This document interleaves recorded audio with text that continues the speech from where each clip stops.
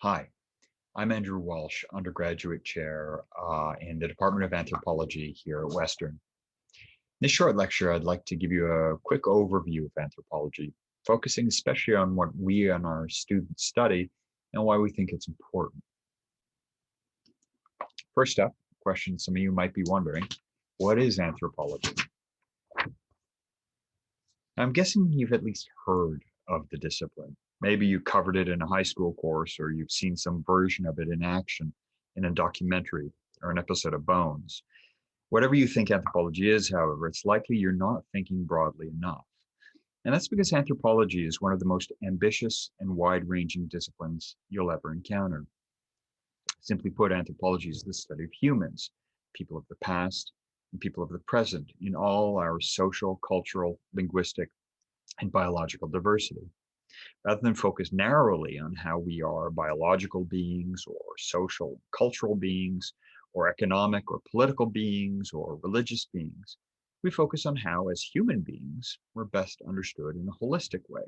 That is, in a way that acknowledges how we are, of course, biological, social, cultural, economic, political, religious, and so many other things all at once.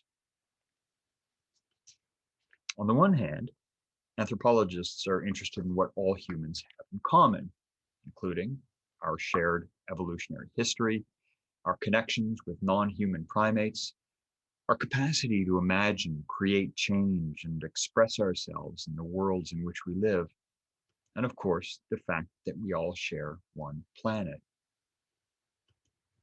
But anthropologists are also interested in how humans are and have always been different from one another, leading complex and meaningful lives that are shaped by our upbringing under particular cultural influences, by our relationships with the people around us, by the languages we learn and use to express ourselves, and of course, by the personal daily experiences through which we learn what to expect from life.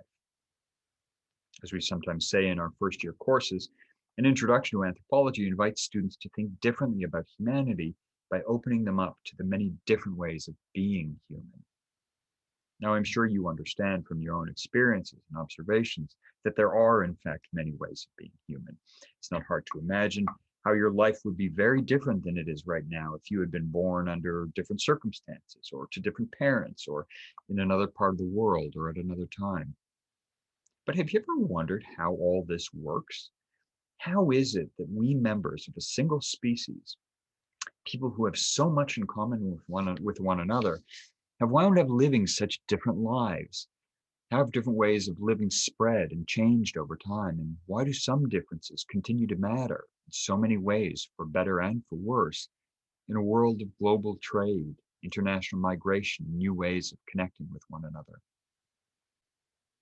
Anthropologists aren't the only ones asking big questions like these, of course, but we are often different in how we try to answer them. And once again, it's our breadth that's worth noting. Let me give you an example. If you study anthropology here at Western, you have the chance to take courses in archaeology and in biological anthropology, in linguistic anthropology, and sociocultural anthropology. You might, for example, take a course taught by Dr. Andrew Nelson, a biological anthropologist, whose research focuses largely on the many things we can learn by studying mummies, the mummified remains of people from ancient societies. Or you might end up in a course with me, a sociocultural anthropologist, where at some point I might talk to you about the distinctive burial practices of sapphire miners in present day northern Madagascar, where I do research.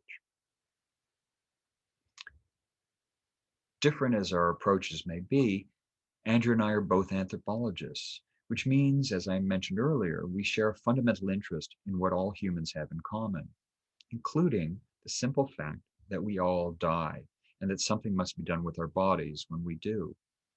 Yes, our research touches on different time periods, different ways of dealing with the dead, but that's not a bad thing. In fact, we think that it's only by taking such different approaches to the study of people and of how they deal with death and other facts of life that we can hope to get at just how complex we are. However different they are from one another, ancient Egyptians and sapphire miners living in Madagascar right now are all members of the same species, and we have a lot to learn from them and so many others about the many ways of being human. To be clear, though, anthropology is not the study of other people, distance in time and space. It's the study of all people at all times, everywhere in the world, whether in Egypt or in Madagascar or right here in London. We cover us all. In fact, what was most eye-opening to me when I first discovered anthropology in university is how it requires those of us who study it to critically evaluate our own assumptions about what's normal. And here comes the part that I hope might inspire some of you to consider taking a course with us. Studying the many ways of being human isn't just interesting. It can be life-changing. It certainly was for me, in how it opens you up to a world of possibilities and perspectives that you probably never considered before. Now, it could be that what I've been describing in this lecture isn't for you. Anthropology may be about all human beings, but it isn't for everybody, any more than studying literature or economics or health sciences is. That doesn't mean, however, that the approaches and perspectives we take in anthropology aren't relevant to everybody. In fact, the great value of anthropology and the need for people who can apply an anthropological perspective in the world has never been clearer. Think of all the problems we're facing in the world today: racism, violence, colonialism, inequality, extremism, climate change, even COVID-19. Each of these problems is unquestionably unique, and each needs to be understood and addressed with the help of specialists in a wide range of fields. But it's important to remember what all of these and so many other problems facing us have in common. They are fundamentally human problems. They are our problems. They come from and affect us.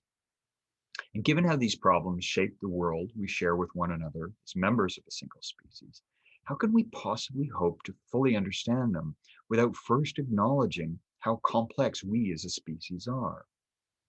How might we hope to address them in ways that we as a species might actually be able to pull off? And maybe most important of all, how might we ensure that the solutions we propose to these problems don't threaten the incredible diversity that has always characterized us as a species? If you end up joining us in the studying rather the many ways of being human by taking an anthropology course, I can't promise that you'll learn the answers to all these questions. All I can say for sure is that you'll learn to think differently about who we are as humans and what we're capable of. And that, to me, is as important a first step as any you could possibly take when you're going to university. Now, if you'd like to learn more about anthropology at Western, the kinds of courses you can take with us, and what our past and present students have to say about what they've gotten out of studying anthropology, please check out our website. We've created a video on just these topics. You can also get in touch with me, and I can send you a link or answer any questions you have. My email is up on the screen. Thanks very much for watching, and hope to see you next year at Western.